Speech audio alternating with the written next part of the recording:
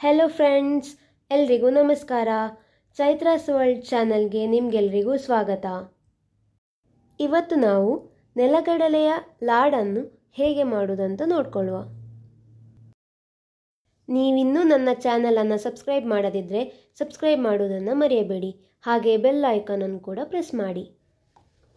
ಮೊದಲಿಗೆ ಕಡಾಯಿಯಲ್ಲಿ 1.5 ಕಪ್ನಷ್ಟು ಹಸಿ ನೆಲಗಡಲೆಯನ್ನು ತೆಗೆದುಕೊಳ್ಳಿ. ಈಗ ಇದನ್ನು ಚೆನ್ನಾಗಿ ಹುರಿದುಕೊಳ್ಳಬೇಕು.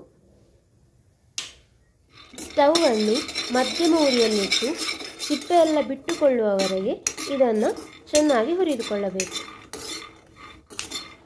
ಹುರಿದಾದ ನಂತರ ಇದನ್ನು ಮತ್ತೊಂದು ಪಾತ್ರೆಗೆ ಹಾಕಿಕೊಂಡು ತಣ್ಣಗಾಗಲು ಬಿಡೋಣ.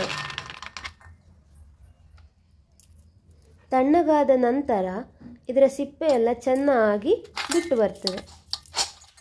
ಬಿಡಿಸಲು ಸಾಧ್ಯವಾಗುವಷ್ಟು ಸಿಪ್ಪೆಯನ್ನು ತೆಗೆದು ಸಿಪ್ಪೆ ಹಾಗೂ ಬೀಜಗಳನ್ನು ಬೇರ್ಪಡಿಸುವ. ಈಗ ಈ ನೆಲಗಡಲೆ ಬೀಜಗಳನ್ನು ಮಿಕ್ಸಿ ಜಾರಿಗೆ ಹಾಕಿಕೊಂಡು ತರಿತರಿಯಾಗಿ ಹುಡಿ ಮಾಡಿಕೊಳ್ಳೋಣ. ಒಂದು 5 ಏಲಕ್ಕಿಯನ್ನು ಸಿಪ್ಪೆ ಎಲ್ಲ ಚೆನ್ನಾಗಿ ತೆಗೆದು ಪುಡಿ ಮಾಡಿ ಇಟ್ಟುಕೊಳ್ಬೇಕು. ನಿಮ್ಮ ಬಳಿ ಏಲಕ್ಕಿ ಪುಡಿ ಇದ್ದರೆ ಅದನ್ನೇ ಉಪಯೋಗಿಸಿಕೊಳ್ಬೋದು. ಕಡಾಯಿಗೆ 1 ಚಮಚದಷ್ಟು ತುಪ್ಪವನ್ನು ಹಾಕಿಕೊಂಡು ಅದರಲ್ಲಿ ಸ್ವಲ್ಪ ಗೋಡಂಬಿ ಹಾಗೆ ದ್ರಾಕ್ಷಿಯನ್ನು ಚೆನ್ನಾಗಿ ಹುರಿದುಕೊಂಡು ತೆಗೆದಿಟ್ಟುಕೊಳ್ಳೋಣ.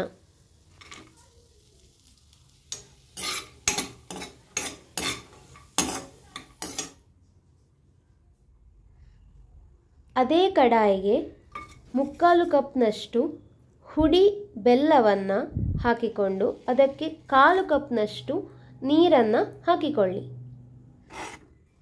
ಬೆಲ್ಲ ಎಲ್ಲ ಕರಗಿದ ನಂತರ ಇದನ್ನು 1 ರಿಂದ 2 ನಿಮಿಷಗಳ ಕಾಲ ಕುದಿಯಲು ಬಿಡಿ.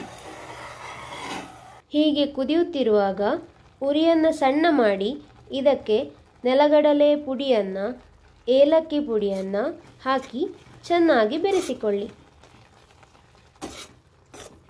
ಬೆಲ್ಲ ಮತ್ತು ಪುಡಿಗಳೆಲ್ಲ ಚೆನ್ನಾಗಿ ಮಿಶ್ರವಾದ ಮೇಲೆ ಇದಕ್ಕೆ ಹುರಿದಿಟ್ಟುಕೊಂಡಂತಹ ಗೋಡಂಬಿ ಹಾಗೂ ದ್ರಾಕ್ಷಿಯನ್ನು ಹಾಕಿ ಮೊಗಚಿಕೊಳ್ಳಿ.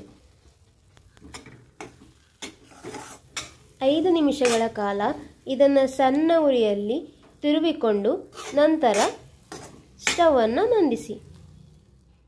ಈ ಮಿಶ್ರಣವನ್ನು ಪೂರ್ತಿಯಾಗಿ ತಣಿಯಲು ಬಿಡಿ. ಬಿಸಿ ಆರಿದ ಬಳಿಕ ಕೈಗೆ ಸ್ವಲ್ಪ ತುಪ್ಪವನ್ನು ಸವರಿ ಉಂಡೆಗಳನ್ನು ಮಾಡಿ. ರುಚಿಯಾದ ನೆಲಗಡಲೆಯ ಲಡ್ಡು ರೆಡಿಯಾಯಿತು. ಈ ಬಾರಿಯ ನವರಾತ್ರಿಗೆ ಈ ಲಡ್ಡನ್ನು ಮಾಡಿ ನೋಡಿ.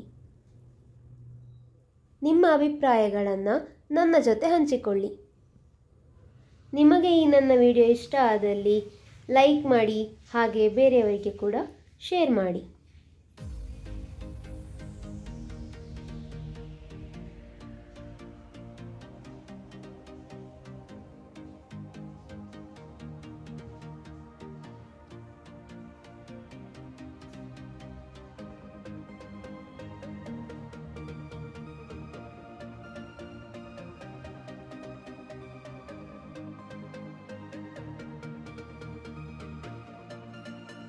Thank you for watching.